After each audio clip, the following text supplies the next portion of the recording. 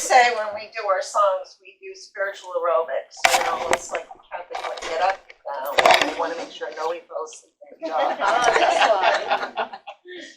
Anyway, I wanted to talk today about our principle. We make our own happiness or unhappiness as we obey or disobey nature's physical and spiritual laws.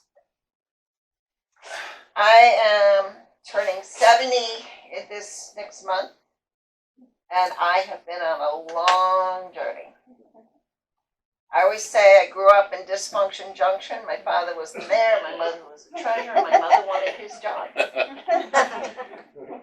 In the process of that, one of the things that I've learned is that when I was born, I inherited the story my father had. I inherited the story my mother had. And ultimately, that story wounded me. That story taught me wounds. And I knew within myself that there was something better, there was something different, and I didn't know what it was. And I have been on that search for my entire life. And even today, I'm still on that search. But the things I've discovered about that search is the fact that there comes a time that we have to stop inheriting a story and write a story. We have to stop blaming the stories we were given because we don't like the book, and recognize that we have the power to create a story. And understand it's a human story. A human story says it has ups and downs, it has strengths and weaknesses. But I always say this too. I go to the bookstore, I'm going to get a story. And every story is all kumbaya, everybody loves each other, everybody's good to each other, they share everything they have, and life is just wonderful. The only problem with that story is after a while, somebody's going to enforce that story on you because they don't want you to change that story. And there are people who live that kind of life.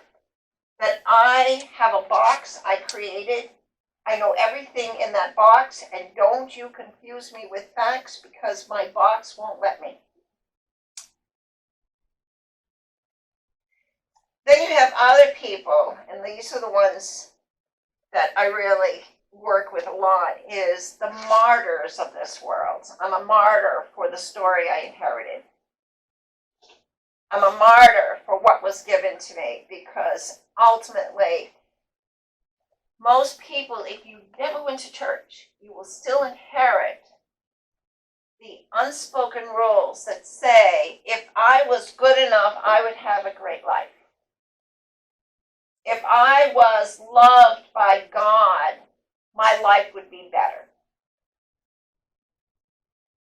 But the truth is that the world I live in and the things I've experienced is God will intercede in your life but will not interfere in your life. I work with angels. Anybody who knows me knows I do. They're as real to me as any one of you, and I can see them as real as I can see you. Big, tall ones, great big wings. The tallest I've seen so far were over 4 stories tall. In the process of that, they've taught me many things about why people are the way they are and why people do the things they do. And what happens is that I get wounded, and ultimately, I don't want to deal with that wound, or I'm going to use it as an excuse. Say, I'm wounded. You can't make me do that because I'm wounded. It's what I call the not yet God syndrome. I know you want me to do that, but do you see how wounded I am? Lots of people. I like to tell the story as the first time I ever met an angel, she physically spun around and knocked me off my couch. I was playing Super Nintendo because my kids used to make me, spook me, I'd lose and they wouldn't let me play. And I was determined I was going to play at their level. So I would practice before they got home. So I'm sitting Indian style in my couch, on my couch, totally trying to make Super Mario jump. You know how you make Super Mario jump? And all of a sudden, this thing appeared out of the corner of my eye. And the next thing I know, it spun around and hit me so hard. I felt the bone in her wings. The exact second I felt the feathers go lining. And what she told me is that I was in danger of becoming hard because of all the things I've been through in this life. Most people wouldn't know, couldn't imagine some of the things I've been through. She said that when I was as strong as the bone in her wings, I could be as soft as her feathers. The strength was an inside out, not an outside in. Second thing she called me was a martyr, and that one upset me because I was so busy being good. Don't you see how good I am? And she turned around and she said to me, "Where did you ever get the idea that the peace of God you carry is less than someone else's? That you would allow anyone to treat you less than the godchild you are?" And then she informed me that God didn't have grandchildren. And when I leave this earth, they're not going to ask me who my mother was.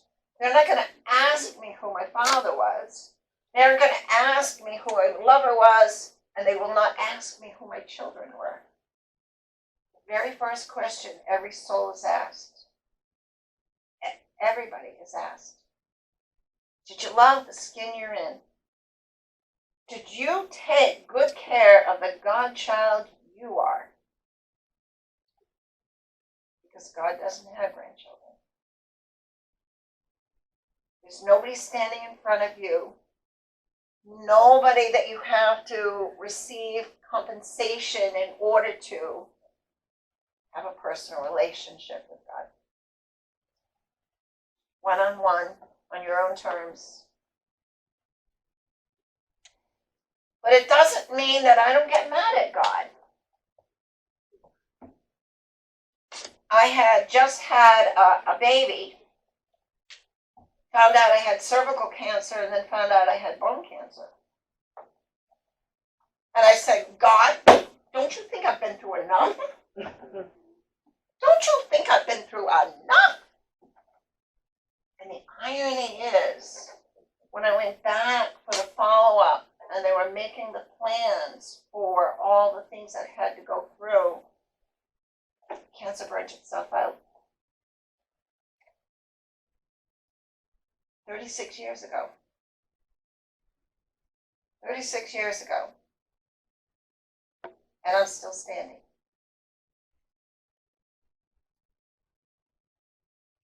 I believe that we are loved unconditionally. But we keep going back to the stories that other people have to confirm who we are, instead of understanding that we are direct descendants, not second-class citizens. We're not behind anybody else in the line. We're direct descendants of God. Being a medium, one of the things I've learned too is that the moment you get to the spirit world, the very first things they all tell me is they're home. They're home. And the irony of being home is that they suddenly feel connected to everybody, and everybody's connected to them. So, having gone through this long enough, I came to realize that part of our problem here is that we're separated from everybody else, and that need to belong, that need to feel connected, is a loss in our lives. And then we keep looking through other people for that connection. And the fact is, you never lost the connection, but you're here to figure out who you are outside of everybody else. You're here to learn who you are. There's a joke I like to tell. Two waves out in the water having a really good time. And the male is trying to impress the female wave, and so he's throwing himself up in the air, and he's coming back down, and she laughs. And he throws himself up in the air, and he comes down, and she laughs again. He throws himself way up to impress her, and he comes back down, and he goes, oh my God, we're going to die. She goes, what are you talking about? He goes, you don't understand. We're going to die. She goes, what are you talking about? He goes, I just saw the seashore. We're going to slam into that seashore and we're going to die. She looked at him and laughed. She goes, don't you know we're the ocean?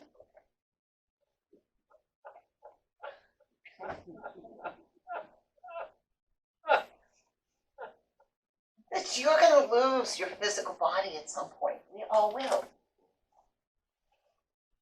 But you're not going to lose yourself.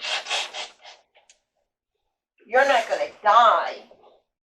You'll just transform into another dimensional reality. And I promise you, as a medium, in that reality, you will look back and try to help those that got left behind.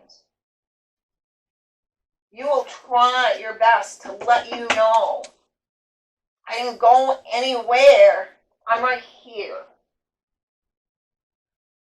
I'm not somewhere else. I just don't have a physical form to show you. And I love you. Doesn't mean I always liked you, but I always loved you. And I still do. What is your story? Are you dragging wounds that belong to other people because they handed them to you and you think you're obligated to them? Or are you going to say, I didn't create that. I can't fix something in somebody else that I didn't create. And so I honor your pain, but I honor myself and give myself permission not to carry it for you. I'm going to love myself to know that I am a divine child. I don't have to measure up to anybody or anything. I just have to be the best me I feel I need to be at this moment in time. We spend too much time worrying about being good or being right or being what somebody else expects us, has told us we're supposed to be. When your true nature and your true story is divinity. That's your true story. Why don't you write that one? Why don't you put it down on paper so your conscious mind can see what you really are? Doesn't mean that you're not going to have struggles here. We bump into each other and we crash sometimes, and sometimes we lift each other up. I am personally responsible for how I feel about me. I am personally responsible. And that is the natural law of it. The natural law says you are what you believe yourself to be. And you will behave in a manner and demonstrate to everybody else. So the next time you see somebody acting like a jerk, remember they're telling you who they believe they are. When somebody's trying to be mean and you feel like it's deliberately being mean-spirited, They're telling you who they are. And only if you're willing to take on their wounds will you feel it has anything to do with you. Only. I am the grace of God's love in physical form. I am the heart of God expressing itself in physical form. I am divinity, and I am loved eternally. That is the grace of my soul, and the wish for every one of you to see within yourself, as the God in me honors the grace of God in me. Thank you.